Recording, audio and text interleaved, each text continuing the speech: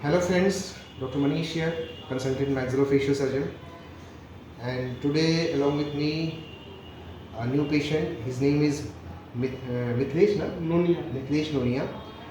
तो अभी ये हमारे पास आए थोड़ी देर पहले. He is referred by someone. He is leading general dentist practitioner in my city. तो इनकी चीफ कंप्लेंट जो क्या थी, इनका मेन कंप्लेंट क्या है, बस छोटी सी इनको दिक्कत है ये जो इनके हिसाब से कि इनका पीछे वाला दांत क्या है, हिल रहा है. नहीं, बस और कोई दिक्कत इनको नहीं है. But once you see him, जैसे आप इनको देखते होगे, साइड से दिखाओ, सी हिज प्रोफाइल पिक्चर जब कहते तब हम लोग बोलते हैं, जब किसी पेशेंट को साइड से देखते हैं, that is called profile picture. कि mid part of the face है, इसका ग्रोथ बहुत ज़्यादा है, और जो नीचे की जो हड्डी है, जो नीचे का जबड़ा जिसको बोलते हैं, ये बिल्कुल अंदर है. इसको टेक्निकली हम लोग रिट्रूडेड मैंडिबल बोलते हैं. मतलब कि जो नीचे वाली हड्डी है ये काफ़ी पीछे है. ये टिपिकली बर्ड फेस अपीयरेंस जिसको बोलते हैं वो है. ऐसा इसलिए हो जाता है बिकॉज जब ये छोटे थे, इन्होंने बताया भी मुझे कि ये गिर गए थे, छत से गिर गए. कैसे गिरे थे? छत से गिर गए थे, और इनकी हड्डी में यहाँ चोट लग गई थी. इसके वजह से ये ग्रोथ नहीं कर पाया, और मुंह इनका धीरे धीरे खुलना बंद हो गया. नॉर्मली पेशेंट का जो मुंह खुलना बंद हो जाता है इस केस में, वो 5-6 साल की उम्र से शुरू हो जाता है, और 8-9 साल की एज में काफ़ी प्रोमिनेंट हो जाता है. आपके साथ ऐसा हुआ कि 8-9 साल की एज में बंद कम होना शुरू हो गया था, लेकिन उन्होंने उस टाइम ध्यान नहीं दिया आपने? नहीं. और फिर क्या हुआ कि जब 18-17 ईयर के हुए तो इनको काफ़ी रियलाइज़ हुआ, और आपने सर्जरी भी कराई उसकी. बट स्टिल बड़ा खोलिए.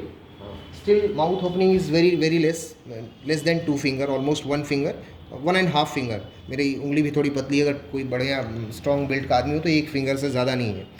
और ये बिकॉज ऐसा इसलिए होता है कि यहाँ जो कोंडाइल है, ये जो हड्डी है, ब्रेन के स्कल बेस के नीचे जुड़ जाती है, तो वहाँ ग्रोथ सेंटर होता है. मतलब उसी के वजह से ये हड्डी ग्रो करती है. वो डिस्टर्ब हो गया था, इसके वजह से ग्रोथ नहीं हुई. फिर इनकी सर्जरी हुई, सर्जरी के बाद भी प्रॉपर चीज़ नहीं हो पाया. अब इसके चलते प्रॉब्लम एग्जैक्टली क्या हुआ है कि जब ये हड्डी ग्रो नहीं हुई तो हुआ क्या है कि जो दांत निकलने वाले थे उनके लिए जगह नहीं बना, क्योंकि ये हड्डी आगे जानी चाहिए थी, तो वो गई नहीं, तो दांत इनका पूरा निकल नहीं पाया उस वजह से. अब ये क्या हो गया है, सी दिस एक्सरे, हालांकि एग्जैक्ट बढ़िया एक्सरे नहीं है, इसको टेक्निकली हम लोग ओपीजी बोलते हैं. ये वाली हड्डी, ये आइदर बिकॉज ऑफ इन्फेक्शन, और ये जो दांत यहाँ दिख रहा है यहाँ पे, इसमें ये जो दांत है ये इम्पैक्टेड हो गया, निकल नहीं पाया. तो इसके चलते it seems like it's cystic development, either dentigerous cyst या OKC, most probably dentigerous cyst लग रहा है. ठीक है. और ये देखिए, ये बोन लॉस है, ये मतलब दैट मीन्स काफ़ी दिन से ये हो रहा होगा.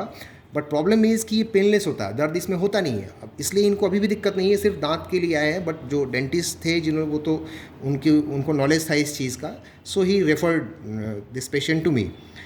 इसके अलावा थोड़ा इनका ग्रोथ मिड फेस में भी है. अब ये सीटी स्कैन में एग्जैक्टली पता चल पाएगा कि ये इस दांत की वजह से क्या है या और किस वजह से. हालांकि इसका डायमीटर जो है, जो ये इसका जो नीचे वाली वाला जबड़ा होता है, इसका जो डायमीटर है पीछे वाली हड्डी का, रैमस का, ये काफ़ी ज़्यादा है. टेक्निकली इतना होना नहीं चाहिए. और ये देखिए इस साइड में भी है, यहाँ भी एक इम्पैक्टेड दांत है, ऑल बिकॉज इसका ग्रोथ नहीं हुआ. और ये क्लियर कर दिख रहा है, देखिए यहाँ पे कोंडाइल जो हड्डी है वो काट दी गई है, ये हड्डी काट दी गई है. बट डिस्पाइट दैट ये हो नहीं पाया. और मुझे लग रहा है कि ये जो स्कल बेस का ये जो वाला पार्ट है टेम्पोरल बोन का, ये भी काफ़ी बड़ा हुआ है, मेस्टॉइड भी काफ़ी बड़ा हुआ है. अब I can't say right now, एक बार सीटी स्कैन आ जाए उसके हिसाब से फिर सर्जरी प्लान करते हैं हम लोग, और let us hope for the best. But this is really very good case. आप लोग को ये मैंने अवेयरनेस के लिए बता दिया है कि ऐसा क्यों होता है जब भी कोई बच्चा गिरे. अच्छा, कान से खून आए थे क्या जब आप गिरे थे, याद है आपको? कान से खून आया था. अगर कान से खून आता है, जैसे कि मैं तो छोटे थे, लोगों ने बताया मेरे पिताजी बोल रहे थे, माँ बोल रहे कान से थे खून आया था, कि नाक से कान से खून आया था. हाँ, तो कान से जब भी खून आता है, इट क्लियरली शोज कि या तो मेस्टॉइड बोन का फ्रैक्चर है, या फिर जो कोंडाइल है, ये जो नीचे वाला जबड़ा जो ब्रेन की हड्डी के नीचे जुड़ता है, वो जोड़ने वाला जो लास्ट पार्ट होता है उसको कोंडाइल बोलते हैं, वो ब्रेक किया होगा. इसी वजह से एंकाइलोसिस हुआ था. वो बाद में कैल्सिफिकेशन हो जाता है, हड्डी वहाँ बन जाती है और ये मुँह खुलना बंद हो जाता है. तो जैसे ही अगर कान से खून आता है तो आप पक्का किसी न किसी प्लीज़ मैक्सिलोफेशियल सर्जन से एक बार ज़रूर मिले, क्योंकि ENT सर्जन्स जानते हैं, लेकिन मोस्टली क्या होता है, कान वान साफ़ करते हैं, उनको ज़्यादा दिखता नहीं उस टाइम, तो या उनके कंसर्न में कई बार मैक्सिलोफेशियल सर्जन नहीं होते, तो इस वजह से ये चीज़ नेगलेक्ट हो जाती है. और ऐसे बहुत सारे पेशेंट्स हैं, और फिर बाद में जो ट्रीटमेंट है वो बहुत लिमिटेड हो जाता है, ऑप्शन लेस हो जाता है, या पेशेंट के लिए बहुत एक्सपेंसिव हो जाता है, डॉक्टर के लिए बहुत ट्रिकी हो जाता है. तो ये केस आए ही नहीं.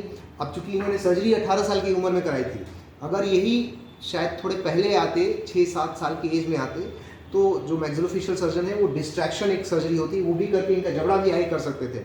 इस केस में क्या होता है कि टंग फॉल कर जाता है, सांस लेने में भी दिक्कत होती है, तो बहुत सारी कॉम्प्लिकेशन इस वजह से होती है।